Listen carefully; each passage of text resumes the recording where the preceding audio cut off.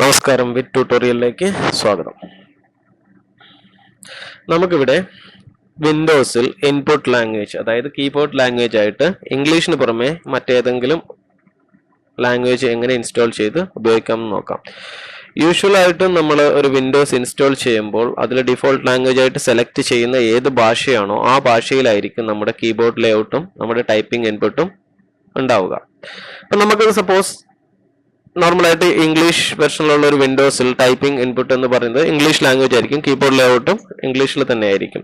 നമുക്കിപ്പം ഇംഗ്ലീഷിലുള്ള വിൻഡോസിൽ മലയാളം ടൈപ്പ് ചെയ്യണം, അല്ലെങ്കിൽ കീബോർഡ് ലേഔട്ട് മലയാളത്തിലേക്ക് മാറ്റണം, അല്ലെങ്കിൽ മറ്റേതെങ്കിലും ഒരു ലാംഗ്വേജിലേക്ക് മാറ്റണമെന്നുണ്ടെങ്കിൽ നമുക്ക് അഡീഷണൽ ആയിട്ട് ഇതിനകത്ത് ലാംഗ്വേജ് ആഡ് ചെയ്യേണ്ടതുണ്ട്. ഈ ലാംഗ്വേജ് എങ്ങനെയാണ് ആഡ് ചെയ്യുക എന്ന് നമുക്ക് നോക്കാം. ഇപ്പം ഞാനിവിടെ ഉപയോഗിച്ചിരിക്കുന്നത് ഒരു വിൻഡോസ് 10 ഇൻസ്റ്റാൾ ചെയ്തിട്ടുള്ള സിസ്റ്റമാണ്. വിൻഡോസ് 10 ആകട്ടെ, വിൻഡോസ് 7 ആകട്ടെ, വിൻഡോസ് 8 8.1 ആകട്ടെ, എല്ലാത്തിലും ഇതേ മെത്തേഡിൽ തന്നെയാണ് കീബോർഡ് ലാംഗ്വേജ് അഡീഷണൽ ആയിട്ട് ആഡ് ചെയ്യുന്നത്. അപ്പോൾ നമുക്ക് എങ്ങനെയാണിത് ചെയ്യുക എന്ന് നോക്കാം. നമ്മൾ ആദ്യമായിട്ട് കൺട്രോൾ പാനലിലേക്ക് പോവുക.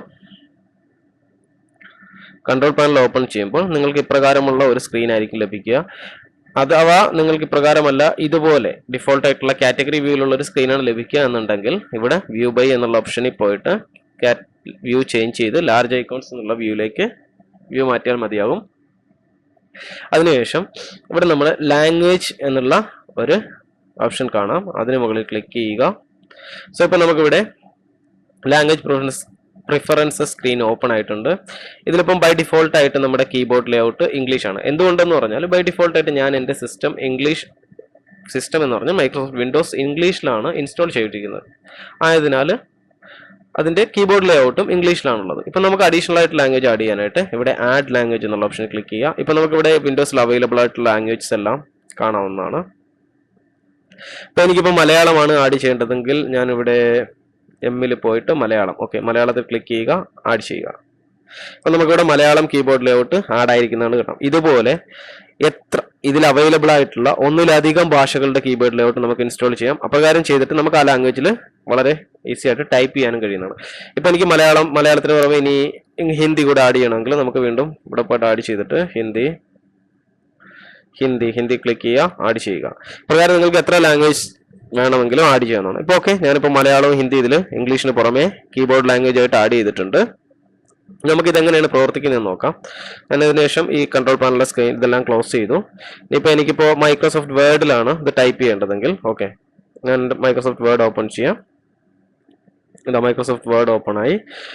ഇതിനകത്ത് ഇപ്പോൾ ഡിഫോൾട്ട് ലാംഗ്വേജ് ഞാനിപ്പോൾ ടൈപ്പ് ചെയ്ത് കഴിഞ്ഞാൽ ഇപ്പോൾ വരുന്നത് ഡിഫോൾട്ട് ലാംഗ്വേജ് ആയിട്ടുള്ള ഇംഗ്ലീഷ് ആണ് ഇതിൽ ടൈപ്പ് ആവുന്ന കാര്യം.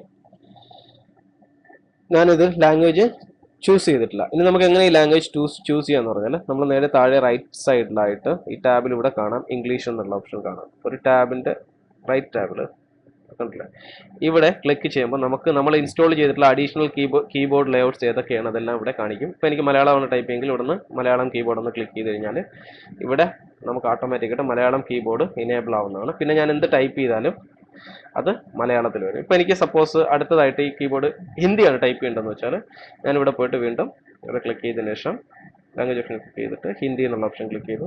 ഇനി ഞാൻ എന്ത് ടൈപ്പ് ചെയ്താലും അത് ഹിന്ദി ആയിരിക്കും വരിക. നിങ്ങൾക്ക് ഏവർക്കും ഇത് മനസ്സിലായി അല്ലെങ്കിൽ ഉപയോഗപ്രദമായിരിക്കും എന്ന് വിശ്വസിക്കുന്നു. എൻ്റെ വീഡിയോ കണ്ടതിന് വളരെയധികം നന്ദി. എന്നെ പ്രോത്സാഹിപ്പിക്കുന്നതിൻ്റെ ഭാഗമായിട്ട് നിങ്ങളുടെ വീഡിയോകൾ മാക്സിമം ഷെയർ ചെയ്യുക, എൻ്റെ ചാനൽ സബ്സ്ക്രൈബ് ചെയ്യുക.